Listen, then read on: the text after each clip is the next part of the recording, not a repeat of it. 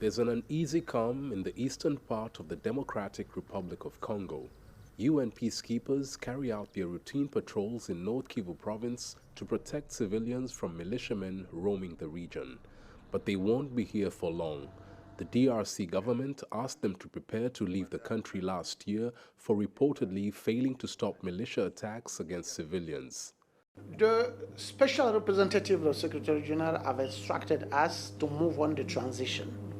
In Ituri, we have set up already the integrated transition team, which includes MONUSCO, government, and NGOs. The transition team has been tasked with identifying the security threats and explaining the UN peacekeeping mission's plan to the Congolese population so that they embrace it.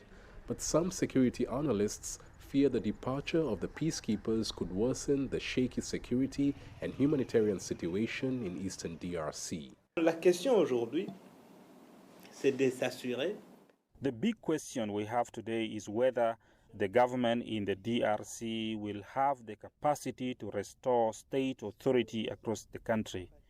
Will they be able to exercise their sovereignty? We have serious difficulties. According to a plan earlier outlined by the UN Secretary-General, the peacekeeping mission in the DRC, known as MONUSCO, has to begin an accelerated withdrawal. But Antonio Guterres has warned that a hasty departure could endanger the lives of civilians. Peacekeeping operations in the DRC and Mali have recently been met with hostility due to the UN peacekeepers' perceived failure to stop the massacre of civilians by militia groups. The initial UN presence in the DRC was a force of military observers deployed to oversee a ceasefire agreement in 1999. But the force has had to deal with increasing violence in the mineral-rich provinces of Ituri and North Kivu. More than 120 armed groups operate in those regions.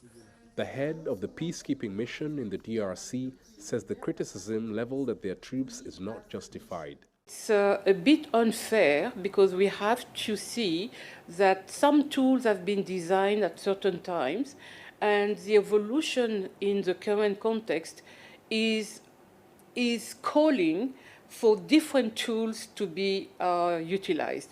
So it's a combination of tools that we need in order to tackle the current challenges. The UN troops are now working with the DRC government as they prepare to start handing over their responsibilities next year.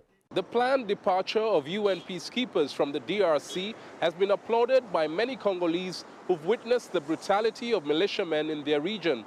But there are fears that the DRC army may not be able to protect civilians in the conflict-affected regions due to corruption and indiscipline.